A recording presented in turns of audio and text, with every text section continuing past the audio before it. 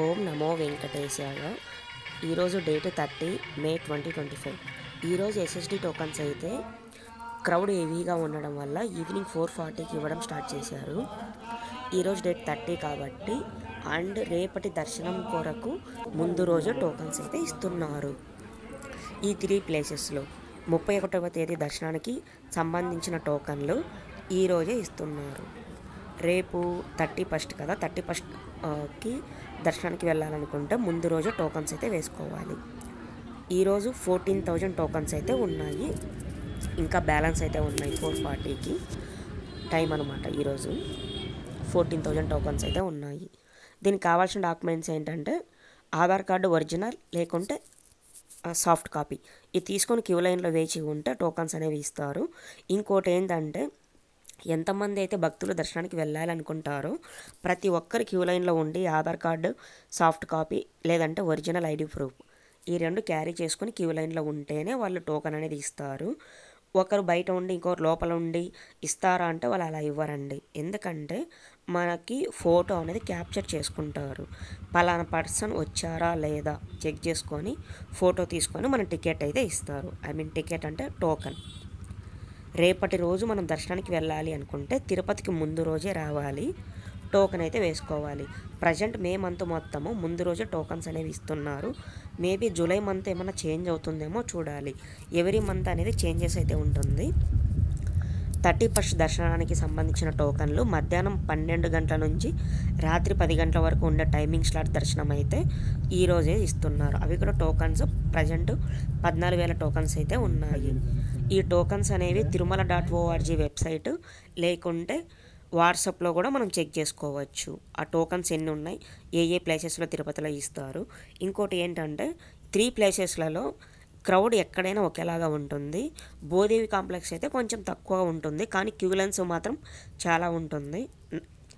ఎక్కడికి వెళ్ళినా కూడా అలాగే ఉంటుంది. సో మీకు నియరెస్ట్ లొకేషన్ ఏదైతే ఉంటుందో దానికైతే వెళ్ళండి. కొంచెం ఈజీగా వర్కౌట్ అవుతుంది టోకన్స్ తీసుకోవడానికి.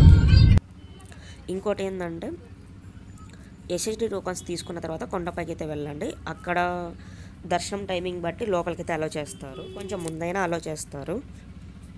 అక్కడ మీరు దర్శనం కంప్లీట్ అయిన తర్వాత ఇంకా లోకల్ టెంపుల్స్ విషయానికి వస్తే తిరుపతిలో తాతయ్యగుంట గంగమ్మ తల్లి temple, Kapila Theertham and ISKCON temple, Govindarajaswamy temple, ఒకలామాత టెంపుల్ అండ్ ఇలాగ చాలా టెంపుల్స్ అయితే ఉన్నాయి. తిరుచానూరు, అలివేల మంగాపురం అండ్ శ్రీనివాస మంగాపురం, ఇలాగ కాళహస్తి గోల్డెన్ టెంపుల్, ఒకలామాత టెంపుల్, ఇలా చాలా టెంపుల్స్ అయితే ఉన్నాయి తిరుపతిలో. వీలైతే దర్శించుకోవడానికి ట్రై చేయండి పాజిబిలిటీ ఉంటే కనుక.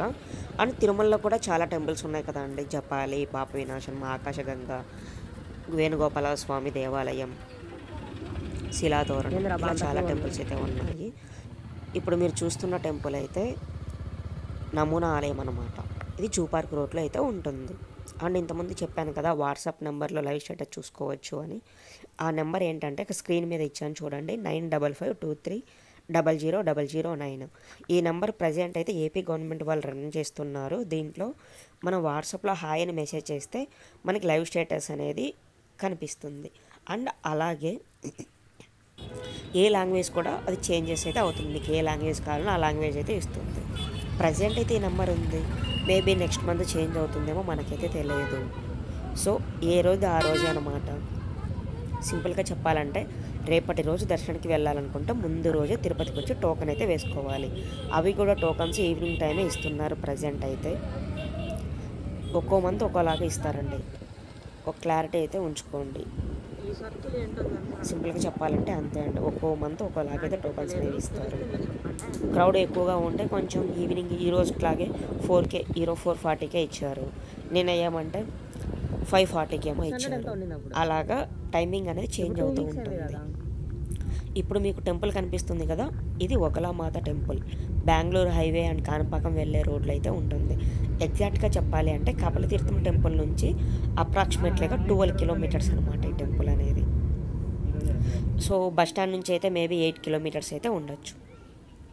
అండ్ అలాగే ఇప్పుడు కనిపిస్తున్న టెంపుల్ అయితే అలిపిరి మెట్ల మార్గంలో అయితే ఉంటుంది. కృష్ణుడి దేవాలయం అన్నమాట. చుట్టుపక్కల మొత్తం గోమాతలు అయితే ఉంటుంది. పాలరాతితో అయితే కట్టారు. వీలైతే దర్శించుకోవడానికి ట్రై చేయండి. అలిపిరి స్టెప్స్ మార్గంలో ఉంటుంది కృష్ణుడు టెంపుల్. అండ్ అలాగే గోవిందరాజస్వామి టెంపుల్ ఇప్పుడు చూడండి, ఇప్పుడు కనిపిస్తుంది కదా ఈ టెంపుల్. అండ్ అలాగే దర్శనం కంప్లీట్ అయిన తర్వాత లడ్డు ప్రసాదం అయితే తీసుకుంటారు కదండి, అక్కడే టెంకాయ కొడతారు, కర్పూరం వెలిగిస్తారు. అఖండ జ్యోతి దగ్గర పైన ఉంటుంది కదా అభయస్థ ఆంజనేయ స్వామి టెంపుల్ ఉంటుంది, వీలైతే దర్శించుకోవడానికి ట్రై చేయండి. ఇంకోటి ఏంటంటే ఎస్ఎస్జి టోకన్స్ మనకు దొరకలేదు అంటే మనకు ఉండే ఆప్షన్ ఏంటంటే సర్వదర్శనం టోకన్స్ తీసుకొని కొండపైకి అయితే వెళ్ళాలి.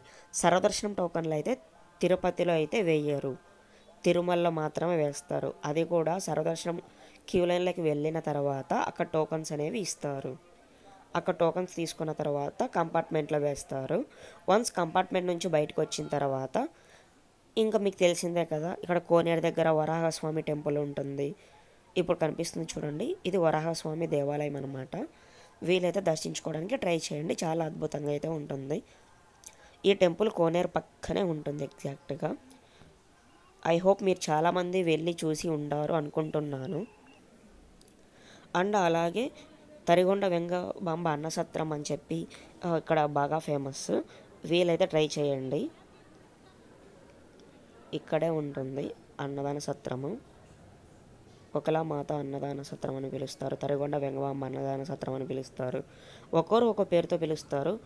సింపుల్గా చెప్పాలంటే అందరూ ఒకటే నోట్లో వచ్చే మాట ఏంటంటే ఇక్కడ అన్నదాన సత్రం ఎక్కడా అని అడుగుతూ ఉంటారు అందరూ. టెంపుల్కి దగ్గరలోనే ఉంటుంది తరిగొండ వెంగబాంబ అన్నదాన సత్రం అని చెప్పి, వీలైతే వెళ్ళి ట్రై చేయండి, చాలా అద్భుతంగా అయితే ఉంటుంది. ఇదంతా మీరు చూస్తుంది అయితే తిరుమల దేవస్థానం ఉంది కదా, దానికి ఆపోజిట్ అనమాట, టెంపుల్ ముందరే.